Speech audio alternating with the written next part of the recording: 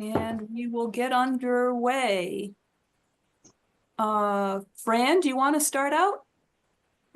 Yeah. Welcome to the Larimer Discussion Group. The purpose of this group is to bring the issues of the league to a local level. The league, as most of you know, is nonpartisan. We don't deal with politicians, pro or con. On the other hand, we are very, very strong on many, many policy issues about a whole range of subjects that are aimed to increase and protect our democracy and our safety. Environmental issues, voting issues, housing issues, environmental issues. And today we will have a presentation that is consistent with those values. Kathy Mayer has arranged this, brought our speaker, and she will introduce our speaker and take it from there. Hey, thanks, Fran. And hello, and thanks all of you very much for joining us tonight. I'm Kathy Mayer, member of the South Larimer Discussion Group of the League of Women Voters of Larimer County. And as Fran was saying, we hold monthly presentations and discussions on matters of interest or concern to residents of the southern part of Larimer County. Tonight we're talking about wildfire and practical steps we all can take to protect our homes and property. And I don't know if anybody else is aware, but I kind of stumbled on information recently that May is Wildfire Awareness Month. So how timely is this? We'll be pausing for questions at certain points during the presentation. And at that point, you can either raise your Zoom hand to be recognized or put your question in the chat, and we'll tackle that. We are recording tonight's presentation, so we'll have the video posted within a few days. We're going to send the link to the video to all the participants, and please feel free to share that with friends and family who might be interested in this topic. So we're going to get right to it. Our speaker tonight is Kevin Lyles, a certified wildfire mitigation specialist who does defensible space assessing and educating the public on protecting their homes and property from wildfire. So Kevin's going to give us a presentation tonight covering fire behavior, defensible space, Firewise plants, if you weren't aware that they do exist, home and structure hardening, and maintenance. Kevin's a professional landscape architect with over 25 years of experience designing open space, parks, trails, and native landscapes. In 2023, he started Horsetooth Nursery, a small nursery offering native, waterwise, and firewise plants at his home in the foothills near Horsetooth Reservoir.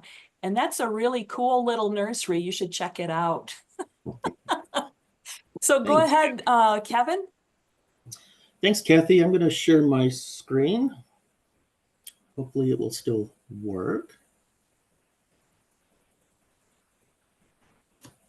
Okay, is the screen showing correctly? Looks good to me. Okay. Well, thanks for the great introduction. As Kathy said, I'm a landscape architect and wildfire mitigation specialist. I have a consulting landscape architecture practice, and then I do also some fire mitigation assessments on the side. We do that under a separate trade name of Firewise Design. I do have some information on the screen. This will come up again at the end if you do want to check my information. We're going to cover a lot of ground today. We're going to start with the big picture and then zero in, starting with social and landscape context. We'll take a break, answer a few questions. Basically, between each of these subjects, these topics, we'll take a quick break and answer any questions that come up in the chat. I ask that you save those questions until these breaks. If we can get through those intermissions, if you will, within like 3 minutes or so, that should leave us about half an hour at the end for a good open discussion. After fire behavior, we'll talk about defensible space, Firewise plants, both the characteristics and examples that you could use in your home landscape. We'll talk about home hardening, making it more fire resistant, and also talk about maintenance. I do have some slides at the ends with some web links, etc. I can leave those up on the screen while we're chatting, and they'll also be available with the recording. So starting with the big picture situation, it is somewhat precarious. We have over a century of fire suppression policy that has resulted in a landscape that has an unnaturally large amount of fuel. And we have observed over the last century increasing frequency and severity of drought, especially here in the Southwest. Concurrent with that, we do have more development occurring in fire-prone areas. And this is in large part, I believe, due to the housing affordability crisis. Unfortunately, folks that are moving into these areas are often not aware of fire risk and also not aware what they can do to mitigate that risk. So that's what we hope to cover today, at least at a high level. The mega fires that we've seen here in our state and also across the country has started to upend the insurance industry. People are experiencing non-renewals. Some insurers are just redlining whole areas that they won't issue policies within. In other cases, they are choosing to not renew unless mitigation efforts are executed and documented. And it sounds like that is happening here along the Front Range. I've heard anecdotal stories of that occurring. The state has responded in 2020, I think it was in 23. They established the Fair Access to Insurance Requirements Plan. This is kind of a backstop plan that is available in a lot of states. If you find that insurers won't cover you commercially, and you can document that to the state, this plan is now live as of this spring, and you can apply and get coverage through the state. It is very bare bones. It is not the equivalent of traditional home insurance. And because the pool is self-funded by the high-risk properties in the plan, it is assumed that pricing will be higher than it has been in the past. So we're going to talk about Firewise xeriscaping today. This is xeriscape is probably a term you're already familiar with. It is an approach to gardening and landscaping that reduces the use of supplemental watering. It has been given the name xeriscaping because of poor implementation, like you see in the upper right photo. This is not what we're talking about. We don't want to see large seas of bare rock. But at the same time, it's not sustainable to do traditional landscaping like we see in the lower right. And we'll talk a little bit more about that.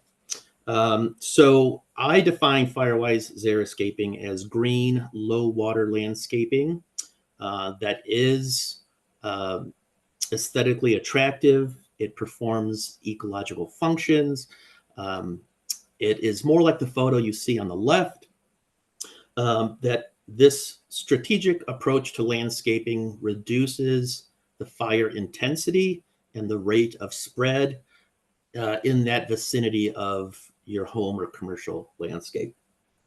Now, it's important to note that irrigation is a tool that is appropriate for Firewise landscapes. Plants that are healthy and well hydrated, not drought stressed, are more resistant to ignition. And when we incorporate functional turf areas, that can, if they are irrigated, they can mown, that they also function as a fire break. So irrigation is an important tool that's still at our disposal. We must remember that the Front Range here is a semi-arid landscape that was once dominated by shortgrass, midgrass prairie predominantly. And the only way that we have this kind of urban forest that you see on the right is because of largely due to imported water from the western slope, not relying locally on surface groundwater. I think most of the public is aware that the mountains burn, the forests burn. It certainly gets a lot of media attention. I think it's a lot less common that large grassland fires make the national news, but of course they do burn, and prairies burned more regularly than the forests did. With the growing population, there will be increasing pressure that water is reserved for domestic purposes and not landscape purposes. That trend will probably continue, and we need to keep that in mind as we are converting our landscapes to xeriscapes, that they're also Firewise, so we don't create a new problem.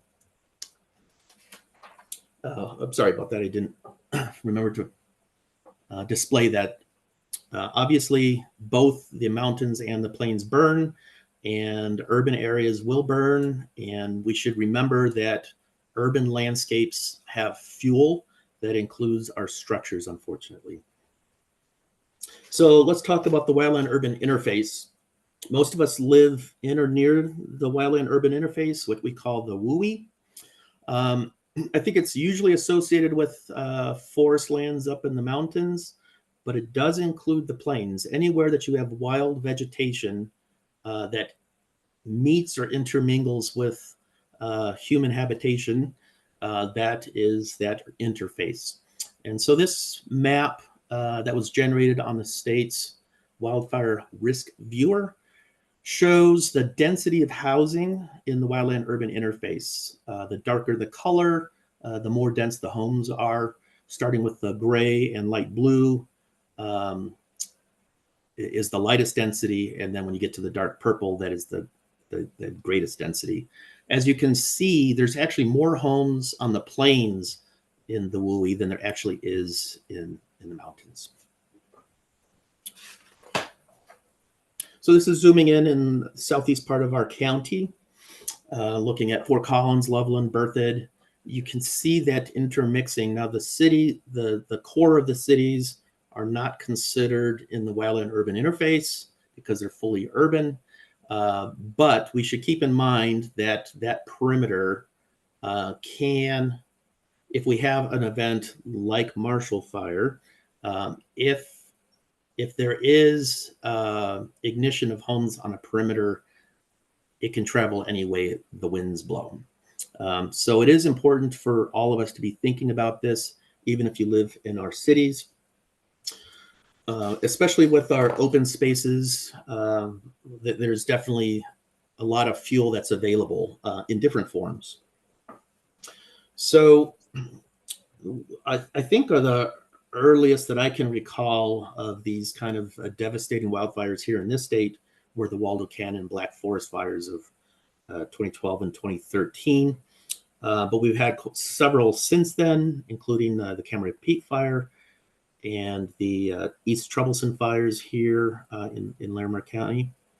The Marshall Fire was more recent in 2021.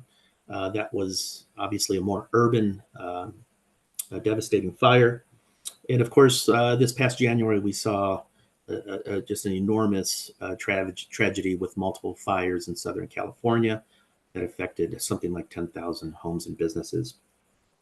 It's important to note that extreme winds and drought caused those fires to just explode very quickly and become uncontrollable. But the way that we develop our communities, the way we install and maintain our landscapes, made it easier for those fires to travel, to ignite, and to travel in our urban areas. The state also recently established a wildfire resiliency code board. I haven't seen much media coverage of this. It is currently going through a final draft. Currently, it will be implemented this summer. This is going to establish a statewide minimum code for fire safety and property protection. It will be implemented through a lot of local jurisdictions. But this is something to be aware of. If you're interested, the website's on the screen. There is a concurrent map that's being formulated. Basically, the idea is that the fire risk is highly variable based on location, topography, fuels, etc. So they're developing a map that would assign a class that would apply to that area, and that particular class would define what code requirements would apply to that property.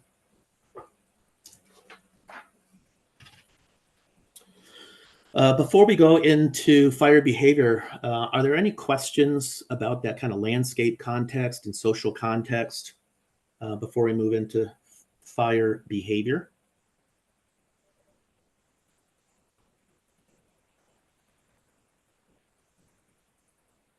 I have a question. Have HOAs been aware of this new law and effort? I'm not sure. I suspect there are a lot of HOAs that probably have no idea this is happening. I think generally speaking, the HOAs wouldn't be involved in implementation of the code. It would apply to new development as well as like remodels that trigger certain things, like a certain increase in the, an enlargement of a home, or a certain amount of the home that gets re-sided. Things of that would trigger it, and it would be kind of implemented through like the building departments. But the fire departments also have a role in that.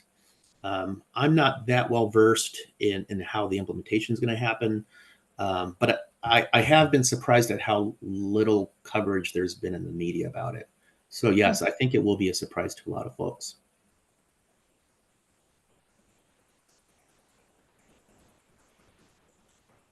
So if you're, say, going to build a deck on your house, you might run into this new requirements for that sort of thing. Yes. Once this is implemented, it will take a little bit of time to trickle down through the local jurisdictions. But there is a requirement that local jurisdictions meet or exceed those minimum standards. And that will apply to things like decks and siding and all that kind of stuff, including fencing too. Okay, well, let's move on to fire behavior then. So fire is obviously just a chain reaction. It's a rapid oxidation. We lost your slideshow, Kevin. Oh, okay. Let me try resharing here.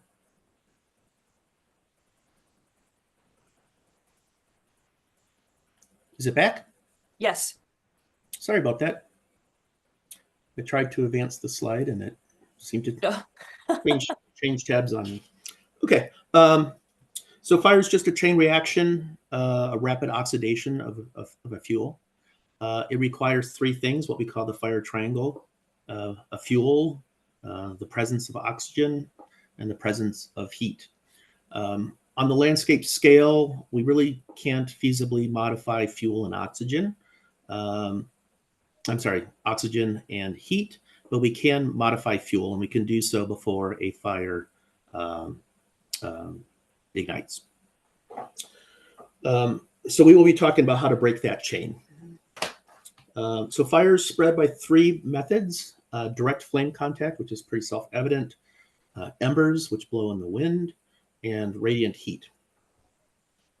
So embers are actually the leading cause of home losses from wildfire. I think that message is getting out. This is a primary concern when we're talking about fire mitigation. We want to really think about how we protect from embers. Embers, also called like firebrands. It's just burning chunks of vegetation, debris, and it gets either blown by the wind, or it can be brought aloft by convection currents. The embers can land a mile or more ahead of the actual flame front of the fire.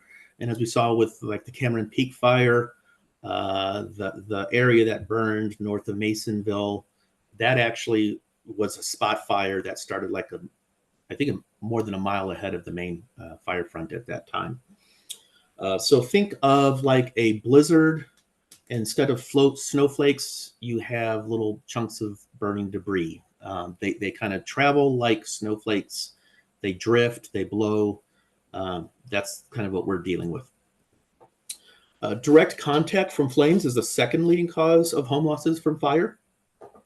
Direct flames will basically heat and dry out combustible material until it ignites, depending on their exposure. And if those fuels are continuous from the landscape to the home, you can have home ignition directly from the landscape. A third method is that radiant heat that we mentioned. You can have ignition just from the radiant heat. You know, that is the heat that you experience when you're sitting in front of a campfire. You're largely not experience warmth from the convection, though that is part of it. You're largely feeling that radiant heat in the infrared spectrum. It also can heat and dry out materials until they spontaneously combust, even if there's no exposure to flame. And this radiant heat is what we're thinking about when we're talking about locations of firewood piles, propane tanks, sheds. We want those to be 30 feet or greater away from a home because there's so much energy from those sources that they are a risk from radiant ignition. Let's see if I can get this to play. So this is a demonstration by CAL FIRE. This video is available on YouTube. It shows how simple landscape modifications can affect the risk of ignition to the structure, be it a shed or a home. You saw that they use drip torches. That's basically simulating embers that will ignite your wood mulch.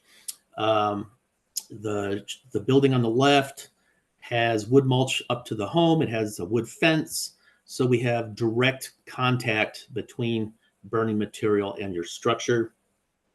It's important to note that the structure on the right had a metal fence attached to the structure, and it had a 5-foot zone of hardscape, which we'll see in just a second here. And that created this break in that chain of fuel, so it couldn't reach the structure. Fans kind of just were the purposes of keeping the video clear. But you know, in a storm event, you can have winds that are. Let's see if I can advance my slide here. Winds can be 50 to 100 miles an hour. So that's important when we're thinking about home hardening. No matter what you do to your landscape, if you have embers blowing at 50 to 100 miles an hour, you really have to do work on the structure itself too. And we'll talk about that.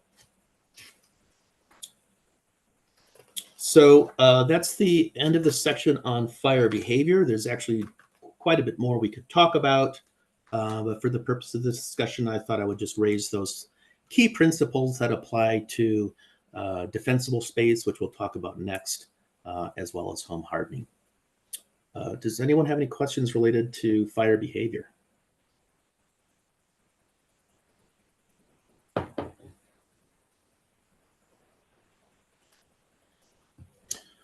If not, I'm free to proceed with defensible space. Okay. Yep, go ahead. So let's see. Are we still sharing correctly? Yes, it's good. Okay. So something to keep in mind, if the home itself is properly constructed and maintained, the landscape within 100 feet of that structure will largely determine whether or not there's a risk of ignition of the home itself. I have seen these really cool videos, I think on YouTube, where they did these experiments in these forest plots where they would set up kind of like this illustration here. They would place a shed like 100 feet away from this block of forest, they would ignite the forest and get like a really intense fire. And then they would, put sensors in the structure to see how hot it would get. And once you exceeded 100 feet, even with like a crown fire, the wood structure wouldn't ignite.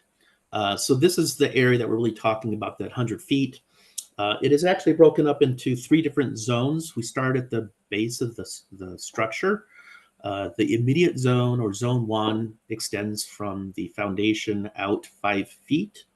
And in that zone, we really don't want to have any combustible materials at all.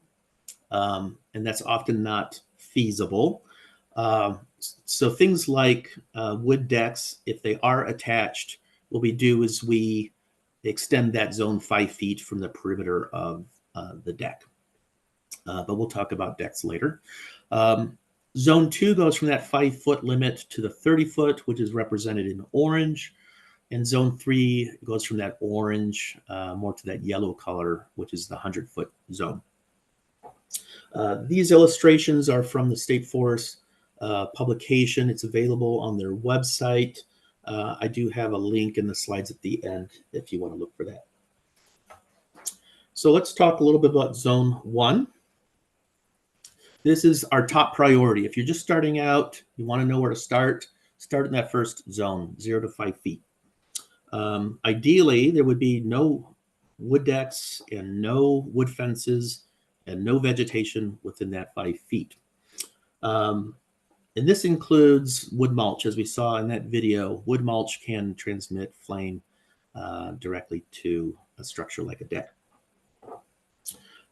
This is an illustration of Zone 1 at the Idaho Firewise demonstration garden. It's a fabulous demonstration garden. They have a wonderful website, which we can talk about later.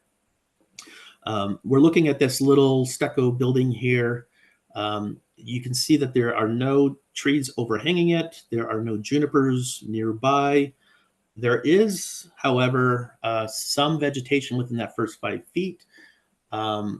This plant material is very strategically selected, and we'll talk about that when we get into plant materials. So moving out to zone 2 and zone 2 from 5 to 30 feet, trees and shrubs are certainly desirable, acceptable in this zone. What we're trying to do is cluster them, space them in a way that there's a discontinuity in fuels. And this is not only a horizontal spatial distribution, it's also vertical. The flame from a fuel source, if you have like a 2-foot shrub, the flames can be 3 times the height of the fuel. So a 2-foot shrub can have 6-foot flames on top of it. So in this scenario, you see this little cross section here. There are no, the tree is limbed up, but there's also no shrubs underneath it because those shrubs can act like ladder fuel that can bring the flames into the crown of the tree. Now, there is some math involved in how you space these clusters of trees and shrubs out. I can share with you some documents that help guide you through that process.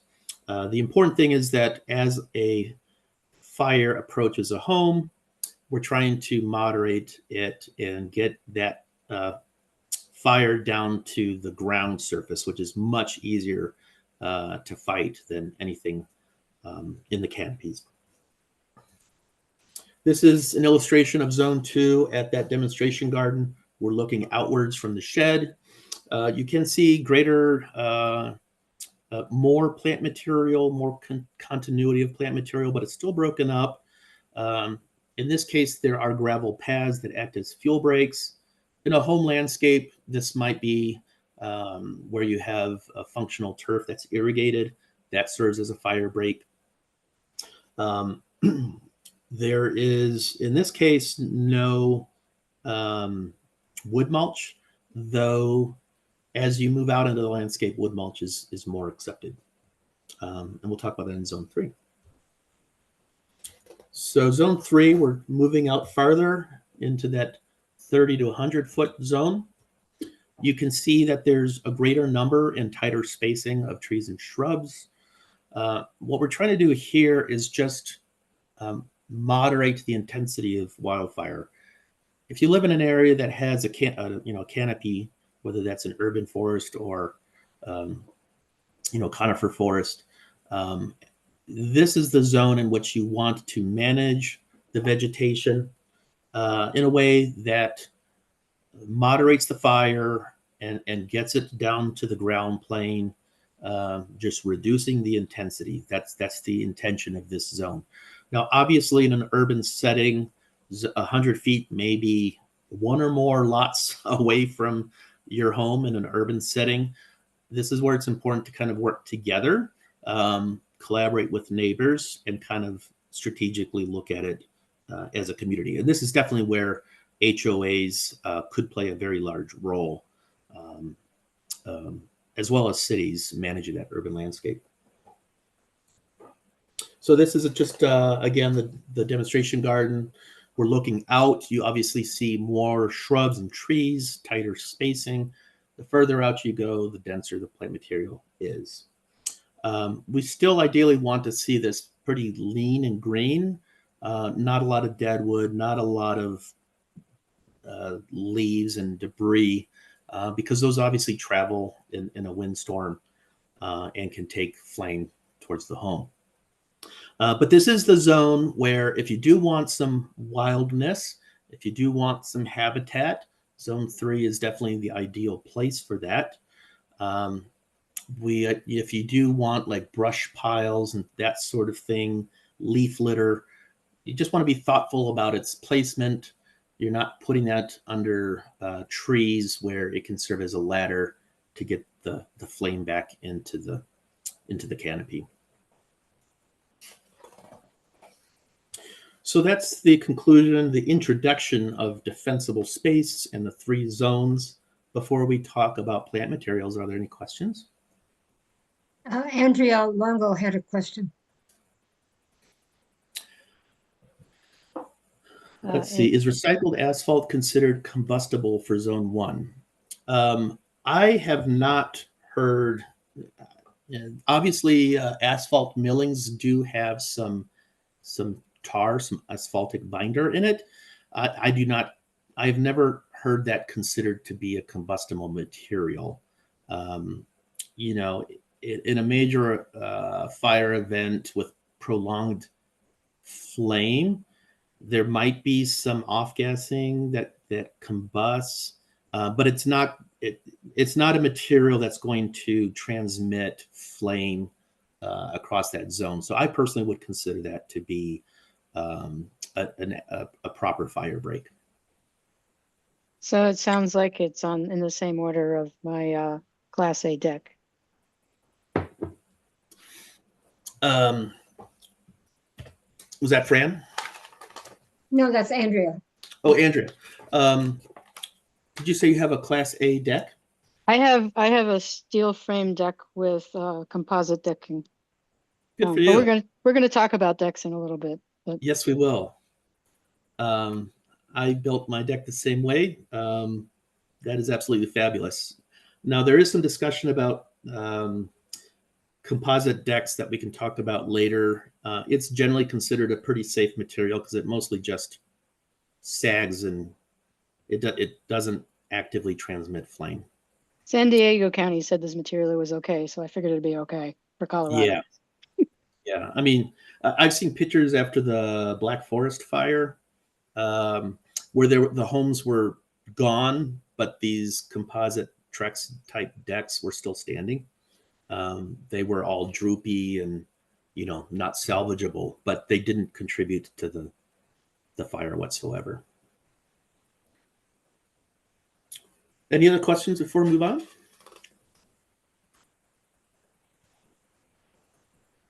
Okay. Well, let's talk about the green stuff, the stuff that I get excited about. I I am going to share some slides from Idaho Firewise. It's a fabulous website. I did get their permission to use some of their imagery. You can find a great plant list on their website. There's also a great plant list in this fact sheet on the left side of your screen. It's called Fact Sheet 6.305. It talks about defensible space zones, but there's a great plant list in there as well. You can do a word search for it online, but there's also a link that I can share in the slides. So when we talk about Firewise plants, it's important to keep in mind that this is not a binary thing. All plants will burn. But there's a huge spectrum between plants that are highly inappropriate in a Firewise landscape, and there are plants that are highly appropriate.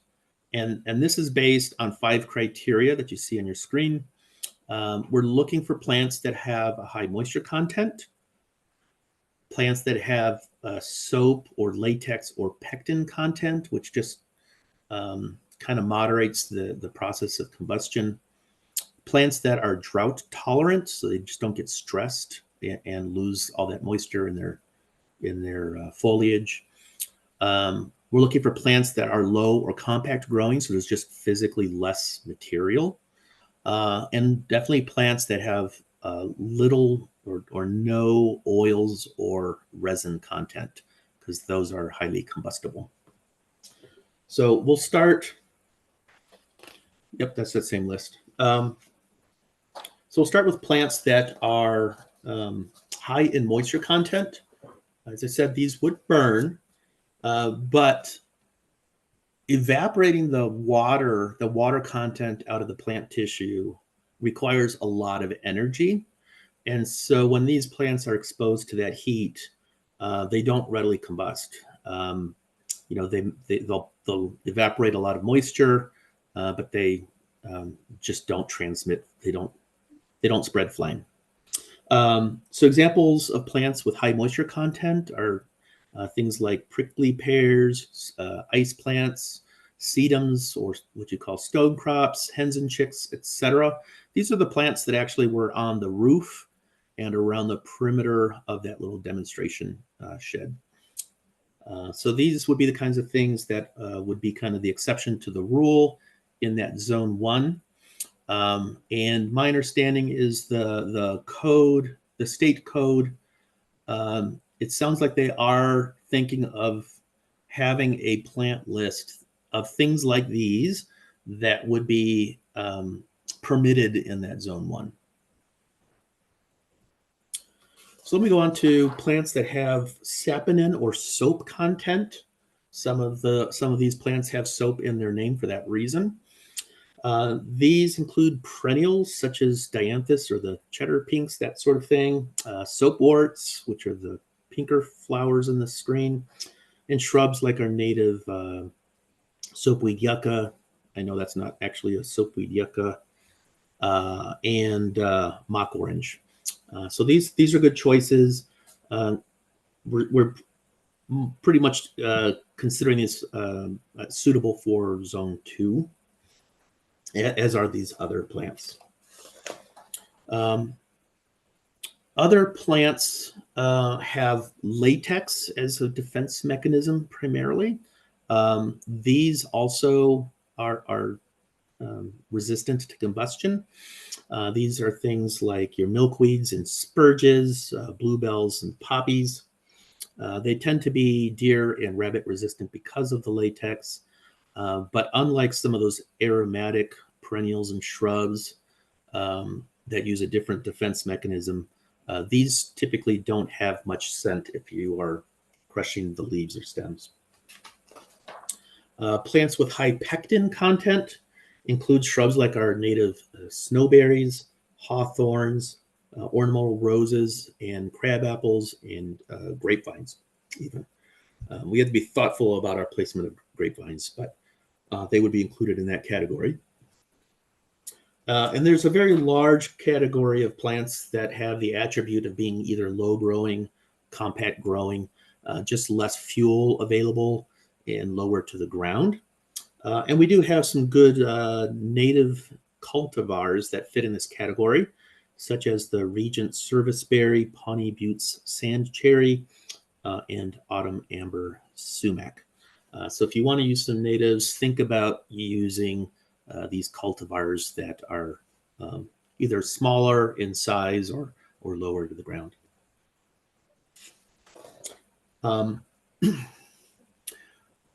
This may be a little counterintuitive, but using green ground covers actually is considered Firewise. These plant materials compete with your, with bare ground. You often will have a lot of problems with annual weeds, in particular, annual weeds like cheatgrass and some of the thistles, etc. They tend to, go through their life cycle, cure out, and become a fuel source during the fire season. So by using ground covers that are Firewise, that have moisture, they compete with that kind of vegetation, but they also are a good substitute for wood mulch. These are actually desirable over wood mulch because wood mulch can smolder and sustain a fire for a long period of time, where these don't do that. So examples: seafoam sage, hummingbird, trumpet mitt, which is that the first and the second on the left. We have the desert or Colorado 4 o'clock on the right, the purpley flowers, and partridge feather, the one in the lower right. Even some strawberries are considered good for this use. And as I mentioned earlier, we want to avoid plants that have high oil or resin content. And we're very fortunate that there's a lot of great native plants that offer a lot of color and texture, visual interest, habitat, sustain our pollinators and hummingbirds. These include our fleabanes and buckwheats, blue flax, the globe mallows, pussy toes. So a great diversity of plants that are suitable for the Firewise landscape. Now, during the, a lot of these native plants, a lot of our ornamental plants tend to be more of a warm season species that may be slow to wake up in the spring. We can use spring flowering bulbs to add interest during those periods. Also help sustain our native pollinators too. So that is another thing you can consider on that ground plane. So before we go into home hardening and decks, etc., any questions about plant materials?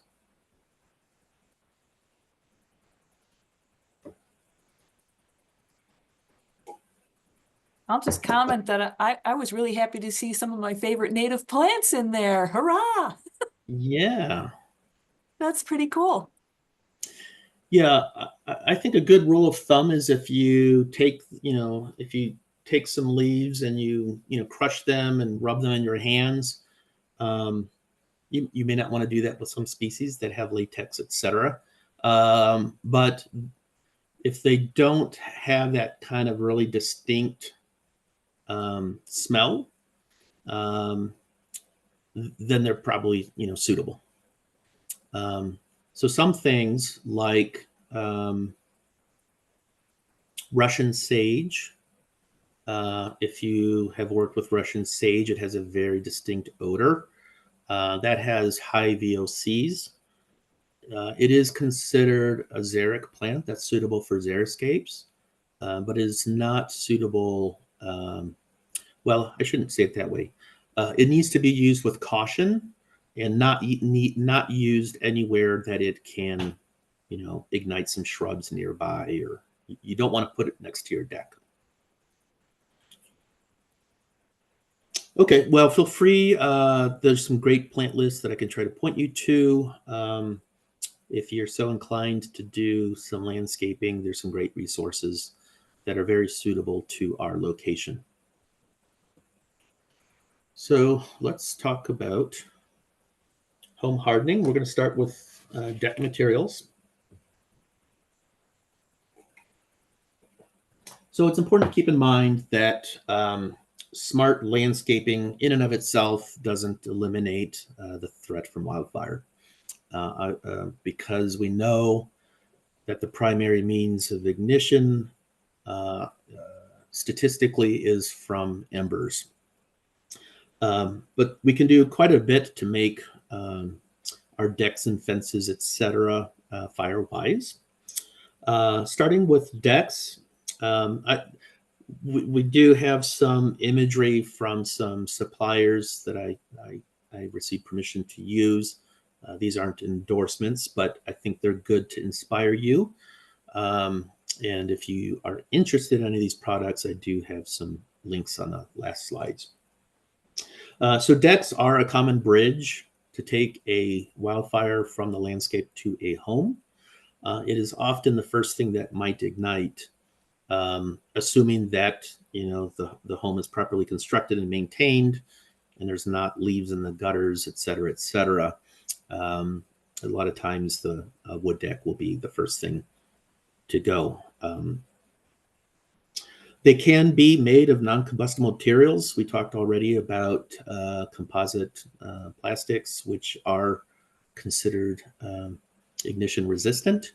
These are pictures of actual reinforced concrete planks that are textured and stained to look like wood.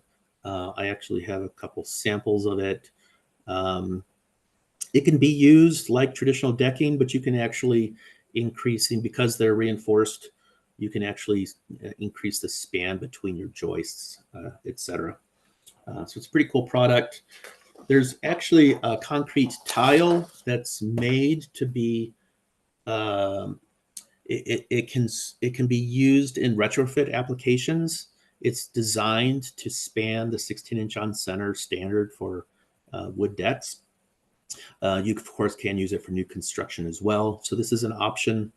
It can even be used kind of in tandem, where you could use, either that concrete plank or these stone tile or the concrete tiles adjacent to the structure, and then transition to wood or another material as you move out away from the walls. We can also make our framing non-combustible. Not just the framing, but even the railings using steel or glass or cables. We can basically make the entire deck structure ignition resistant. I really like steel framing. It has many benefits beyond just ignition resistance. It is obviously much lighter in weight. What I really like is it's straight and true. It doesn't warp. It doesn't shrink. Like all the frustrations we have with our lumber these days. And it's pretty much maintenance free. The image on the left is of a product called Evolution. It's a modular system. It's kind of like pre-designed. There's span tables, etc. So it makes design easy. It comes powder coated. So if it is a second story deck, you've got that nice finish to it. But you don't have to use an expensive product like that. The photos on the right are of a deck that I constructed, I think 2019. These are just commercial steel studs used for commercial construction. The nice thing is they come pre-punched for utility raceways, so you can easily run gas pipe to a propane grill or lights, etc. You can run through those little punched out holes. It's a much cheaper solution. It's actually very cost competitive. There is a learning curve to building with it, but you can even order it. I just purchased it at the local drywall supply company. The important thing is that you have to specify a heavier galvanizing finish because it obviously has more weather exposure.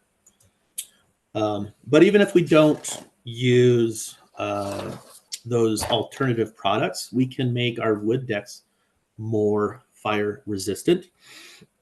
One method you can use is to increase the spacing between your deck boards.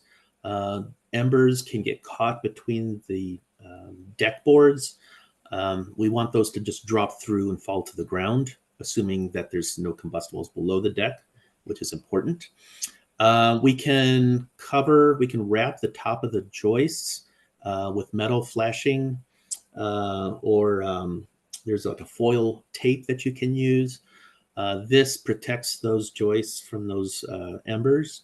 Additionally, it's good practice to wrap the top of the joists anyways, because that's an area that often will rot from the moisture exposure. So that's good practice. Lastly, it is good practice. Well, I think it's required that you properly flash over your ledger board, which is where it traditionally connects to the home. But we want to actually extend that up above the surface of the deck.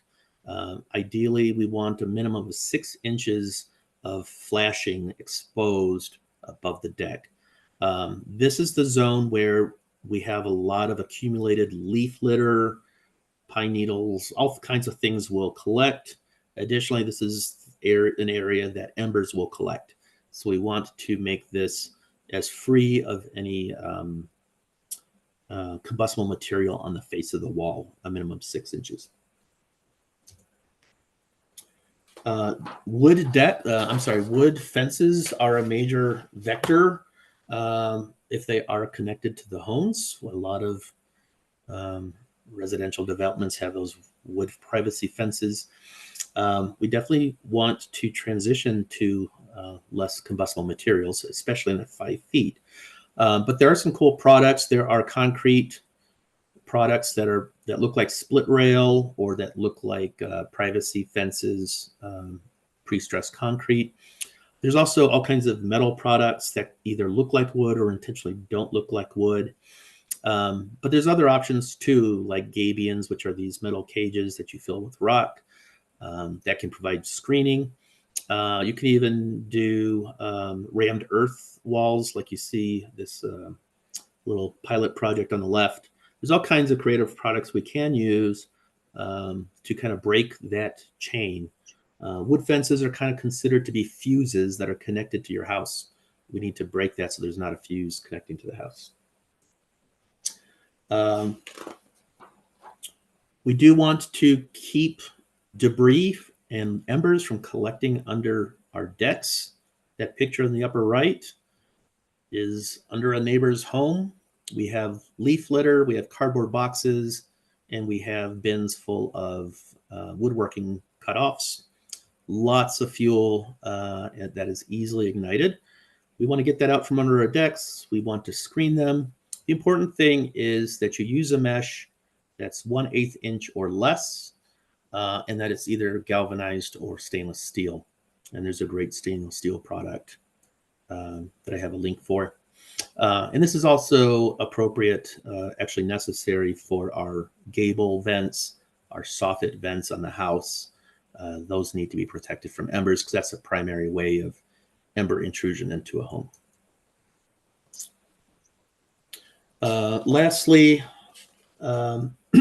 we can treat our wood decks and fences to be more ignition resistant.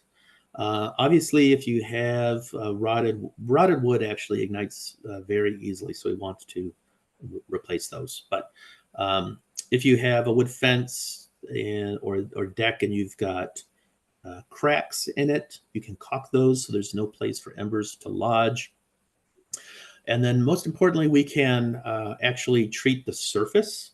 There are fire retardants that you can add to oil-based or water-based stains. You mix it into your stain of choice, you apply it to the surface, and it actually upgrades the rating of that surface to Class A for the duration of time that surface remains. So you just maintain your fence, keep it, protected from water intrusion, and it also will resist ignition as well. Before we move on to our last section, maintenance, any thoughts or questions about home hardening?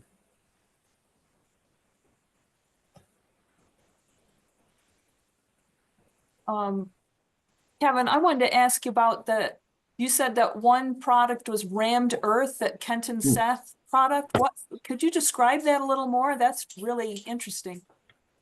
Yeah, I don't have any personal experience with it, but it is a method of home construction and it's considered a very low impact, sustainable method of construction where you use the native soils.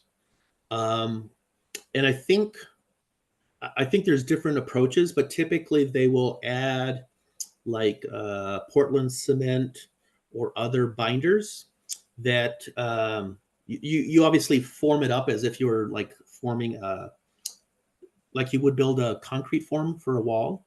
But instead you're mixing this soil with whatever the additive is, and then you place it in the form in lifts, and each lift, which might be only a couple inches tall, you compact either manually or mechanically, and you just keep doing that until you get to the top of your wall. It's supposed to be a great method of construction that is very low impact, very sustainable. I don't have any personal experience with it, but it's also supposed to be very good for like solar, moderating solar temperatures. If you have a large thermal mass in your walls, it is used both for home construction, and Kenton is experimenting with it both as an exterior screen wall, but he's also done it on an interior wall in his house. Thank you. Kathy Smith has a question. Hi, thank you, Kevin. I was wondering where you find the deck guard that you were just talking about. If you do a search online, it does come up. I do have a website that I can show you the link when we get to the end. I will warn you, it is an expensive product. I think it's like a quart size or maybe a pint size, and you mix it with a gallon of your stain. And that one little bottle is like, if you just buy it by the small bottles, it's like $50. So it's suitable for a small fence or for a deck, a small deck. I believe that they do sell it in larger pails, but I don't know. I think you need to get a quote directly from them. I don't know that you can buy it off their website. Great, thank you very much. Yeah, you bet. There are I didn't mention that there are other fire retardants that dry like clear, that you can, instead of mixing it with your stain or paint, you can spray it on the surface after the surface finished. But the challenge there is you don't know how long it will weather off. And unlike mixing it with a stain, you don't know when that protection fades away because it's not mixed with the stain. But that's another option that I think is actually probably cheaper. And I do have some links at the end for a couple products of that nature. Okay, any other questions before I move on to maintenance? If not, we'll proceed. I saved the best for last. I know everyone gets really excited about landscape maintenance and housekeeping, but it does make a big difference. Even if you design and install this, theoretically perfect Firewise landscape, the protection is only good as the weakest link. And if you don't maintain the vegetation, the accumulation of debris, or just stuff that accumulates around the home, that becomes your weak link, and a lot of that work becomes moot at that point. So it's important to talk about. There's nothing earth-shattering here. We're talking about just removing weeds, maintaining plant health, trying to keep the clutter to a minimum around the perimeter of the home or shed, deadheading perennials, maintaining the irrigation system so it's functioning properly if you do have one, not trying to boost vegetative growth with fertilizers. You might need to do that with your turf grass. And then it's good to think about doing this kind of very comprehensively, just doing like a walk around your home, doing that in late summer where the weather's still good. You have time to get things cleaned up before winter arrives. Obviously, some things like leaf collection, if you need to do that, you just have to wait until the leaves drop. The nice thing is that you probably have the tools. If you are a homeowner, you probably have the tools and skills already to do a lot of these things. And if you don't, any landscape contractor would be familiar with these practices. We just need to think about them in the context of fire. That we want to keep things lean and green. We might need to do some strategic tree or shrub removals to, kind of follow those guidelines for spacing and distance from the home, etc. It might be good to think about converting your wood chip mulch to an inorganic mulch like squeegee or pea gravel or any other kind of rock material. And of course, like we were just talking about, keeping up on the decks and wood fences if that's something you have. So we just need to change our perspective as we look at that.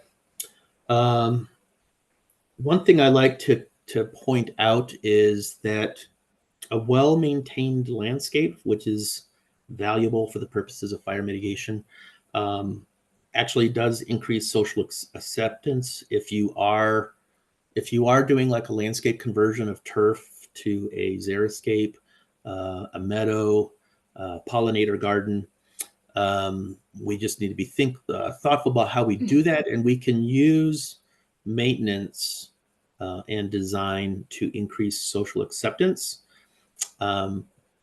We can develop our pathways and our turf areas to serve as fire breaks. So if you do have like a flagstone path, if we keep vegetation, weeds from coming up between in the joints, etc. If we basically maintain that, it becomes a fire break. If we maintain and strategically locate our turf grass areas for functional use, we keep them watered, we keep them mowed, that becomes a fire break. And it also helps our neighbors appreciate that the landscape is maintained, it is cared for, and that those wild areas are intentional. If you do wish to have more wild areas, brush piles, leaf litter, etc., we just need to be thoughtful about their placement, that we don't make it easy for flame to get up into the larger shrubs and trees. And we can take some solace in the fact that we're not trying to fireproof our landscapes. We're just trying to moderate fire behavior to make our homes more defensible. And if we do have that zone 1 properly free of combustible materials, and if we are keeping our homes properly maintained, even if if there is a fire event, and if it's of a scale that each home can't be individually protected, a lot of these practices can help increase the odds of surviving such an event. So I'll leave it at that. I'll just point out that there is a lot of compatibility between xeriscape design and Firewise design, but there are some differences. If you are doing the Firewise design, by its very nature, it's going to be a low water landscape that's not going to require life support with a lot of water.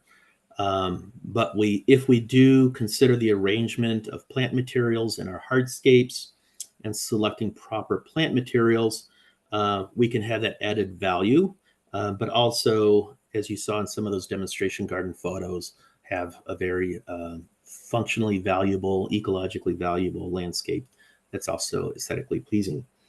So we're already transitioning our landscapes for water conservation. That's clearly moving in the proper direction, even if too slowly.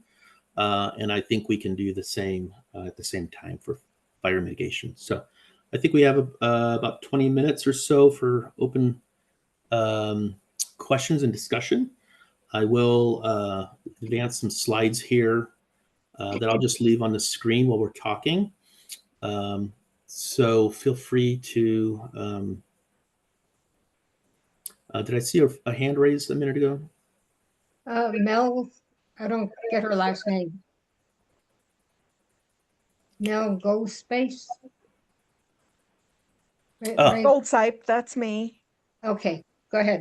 I was just wondering, like, obviously each house is going to be different, whatever, but an approximate cost for having someone come in to do an evaluation, and then Yeah. an approximate cost for how much the work itself would be. Okay. Which I The first understand, question- it's going to be hugely variable. But like Yeah. I'm in a normal neighborhood with smallish plots, you know. And are you in Larimer County?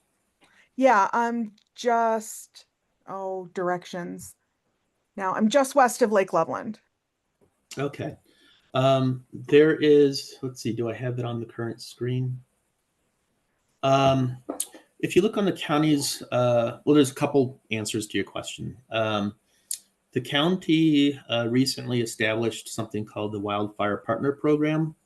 It's 1, 2, 3, the fourth link on this slide. They have a program set up. Basically, they act as a clearinghouse, and they, based on your address, they identify which fire department, et cetera, could do this. They have a program that will offer free home assessments.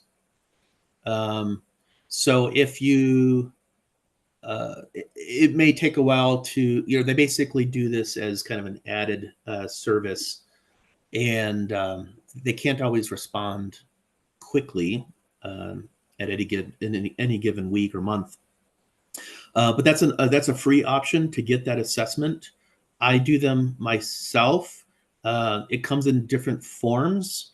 I have developed what I call kind of like a quick assessment. What I do is it's like an hour-long site visit, walk around with the client, and instead of generating a report, there's a checklist in this document. This is a poster generated by firewise.org. It's loaded with information, but there is a checklist in here. And what I do in that hour visit is this becomes a product that's left with you. Check the boxes of things to focus on. It's already kind of pre-prioritized, and that's $100. That's fantastic. No, that is the asterisk there is, I can't I had someone in Denver ask me to do one for them, and it's like, well, I can do this for you for that price, but it needs to be when I'm in the area, right? Because I could spend 3 hours just driving. So if it's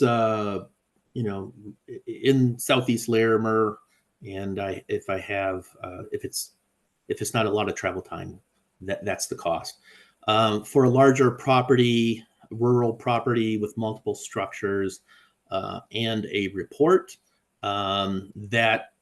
that's probably more in like the $500 range to do that. The site visit is still like an hour or so, but there's a fair amount of time to generate a custom report. So there's a range of options depending on how quickly it needs to be done and how custom the report needs to be. That does cover everything that we talked about today, the defensible zones, but also home hardening as well. Does that answer your question?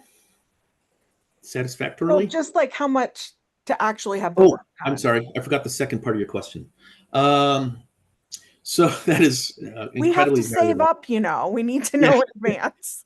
Well, the good news is that you can accomplish a lot yourself at zero cost. Like, it doesn't cost anything to rake up leaves.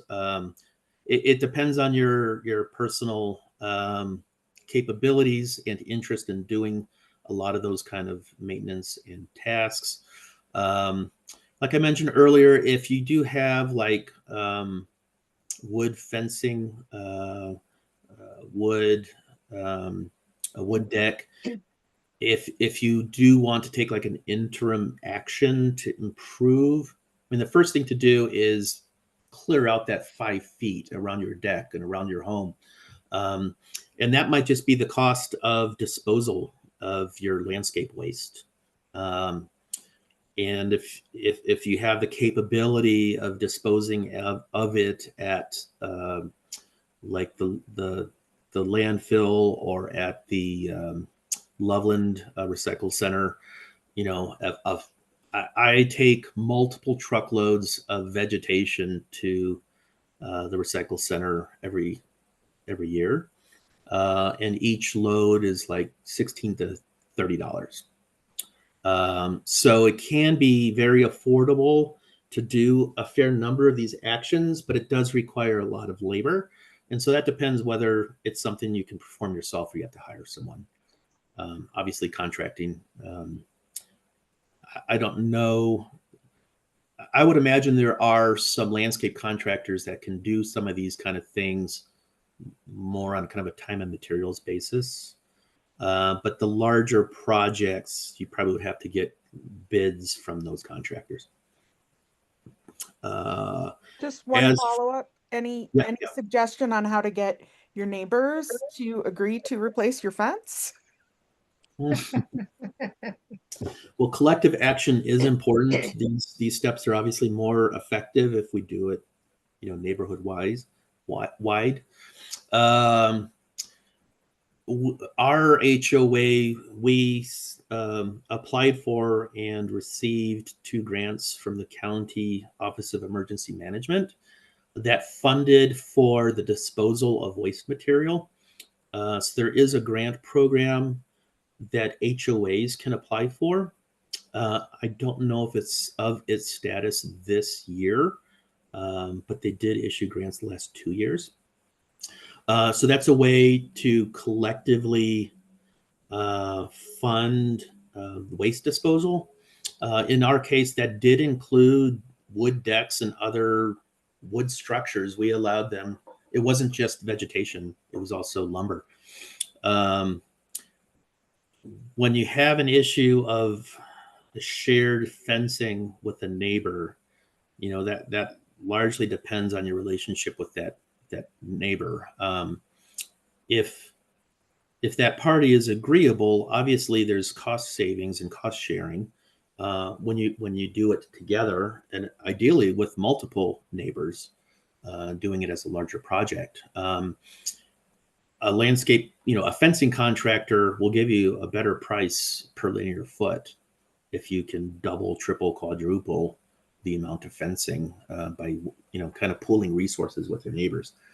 But it isn't, there's a social component here that there is a learning curve to get others to appreciate that it is in their self-interest to take some of these actions. And that largely will depend on a lot of outreach and education. Depending on the situation, it might be something that, like if you contacted the county and they had a representative from the fire department come out, that might be an authority that that individual may be more receptive to hearing from. In other cases, there may be kind of an anti-authority, perspective, and it might take a different approach to be persuasive. And I should mention on the cost side, a lot of these issues, like a lot of these things can be very costly. we didn't talk like about a home siding. If you're going to convert a wood siding on a home to fiber cement siding, for example, that is, obviously an improvement from a fire resistant perspective, but it's also incredibly expensive. So a lot of these things are desirable to implement at the time that the siding needs to be replaced. Or like this past spring, we replaced the roof on the house. At that time, I had the roofing contractor install that stainless steel mesh called wildfire defense mesh. It's like super fine. It's made out of stainless steel, and they applied that to the opening where the ridge vent was before they put the ridge vent on. And so the marginal increase in cost was minimal because it was done at the time that the roof was stripped. But if you were to retroactively put screening in that particular application on, it could be, very cost prohibitive because you have to strip tiles, install the vent, and then put the ridge vent back on top. So a lot of these things are like when you do this checklist, you identify potential improvements, but the implementation of those improvements could be over a manner of years. And you might just strategically decide to do something when it's ready, when there's already a need to make a change. So for example, with a wood deck, if there's 5 years left on it, maybe you wait 5 years. And then when it's time to redeck it, that's when you convert it. Either just replacing the decking boards and adding the flashing on your joists, etc., or making a full conversion and starting with steel studs, etc. Kevin, Andrea Long had another question. I put it in the chat. It's about my piles of dead burned trees. They're not super close to the house. One of them is maybe a little closer than I like, but when I've tried to deal with this in the past, my contractors are like, we don't know how to deal with this. They were too big to chip, and they disintegrate when you try and pick them up and haul them away with heavy equipment. Okay, so they're on the ground. Yes. So the good thing there is their wildfire risk is already substantially reduced. Kind of like wood chip materials, they burn, but they don't burn intensely, and they don't generate a lot of embers, assuming that you don't have 100-mile-an-hour winds. Well, if they're so fragile that they just disintegrate when you try to pick them up, I would consider that kind of a low priority. It seems like if they're are they not accessible by vehicle or trailer? the whole property is challenging because there's nothing that's naturally flat. Okay. So this was part of the Reservoir Road fire in, what was that, 2012? Something. I was before I got here. Okay. That was before too. So previous property owners had done some clearing, and we did clearing before we built. And we did a bunch of chipping, but my logging contractor is like, these are too big, we can't deal with them. We're just going to make piles of them around the place. So now they're just like there. So they were accessible, but they said it was too big to chip. Right. I mean, there are chippers that can take I just need to find 24 somebody inch. else with a different chipper. But of course, now they've been on the ground now for over a decade. Yeah. I would imagine at this time, it's just all kind of just disintegrating. It probably would be difficult to chip them at that point. They generally, tree contractors don't like to chip material that is rotted, contaminated with soil, etc. So at that point, it's almost like raking. I would imagine it sounds more like stuff you would collect in wheelbarrows or trailers and taking it to like the landfill or the recycle center for composting. There is some smaller material that could be picked up and raked up. For example, what's left of some of the piles of chips. But a lot of the logs are quite large. Okay, so there are still big chunks, big Right. logs. Well, if they are still, in log form, I know that there are trippers out there that can basically digest a 2-foot diameter tree Okay, trunk. so my contractor at the time wasn't prepared to deal with it. That's pretty much what it sounds like. Yeah, they probably had a smaller chipper for like 6 or 10-inch diameter, branches and stuff. Yeah, something like that. Yeah. A true tree contractor, an arborist, typically would have different equipment equipment that can handle that kind of log. Right. We did take some of them, and some that were capable of being easily moved, and we made several piles uphill for habitat. Oh, good. But that's far away from any of the structures. The ones that I'm concerned about are the ones that are downhill. Okay.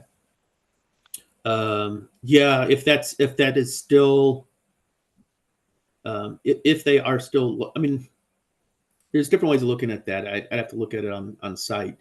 I mean, the nice thing is that large logs are difficult to ignite.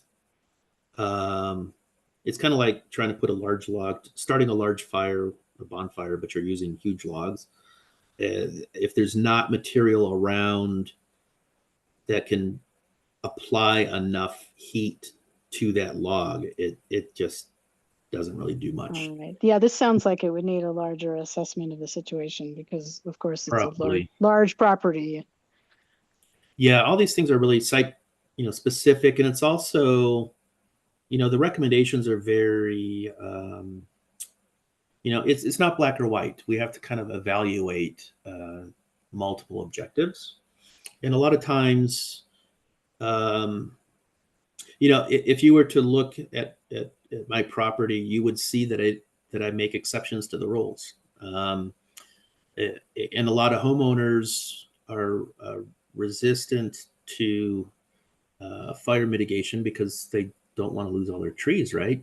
And so you really have to evaluate individual trees on a property. Yeah, this property lost all its trees 15 years ago. I've got one that's relatively near a structure. Okay. Yeah, so we do, there are kind of, black and white recommendations, but those do need to be prioritized.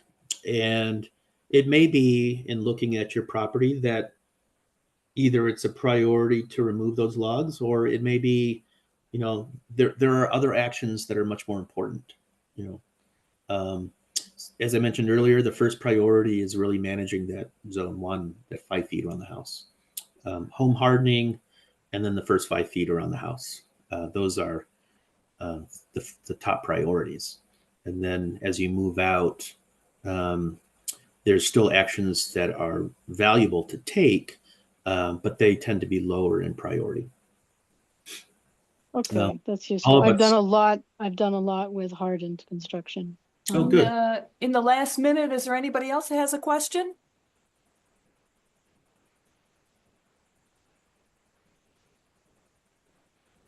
Okay, looks Yes. like not. I appreciate everyone's time and good questions. And I didn't cycle through. We'll save these if the recording's still going. Yes, This and is Kevin, I told folks in the chat that when we send out a link for the video, we'll include a list of all the resources that they'll be able to click through. Very good. Okay. So, well, thanks everybody for joining us tonight, and thanks Kevin for the presentation. That was a whole lot of information. We're really grateful to you. So have a good night, everyone, and we'll see you next time. Thank you all. Have a good evening. Thank you, Kathy. Thank you, Kevin. Bye-bye, Fran. Thanks.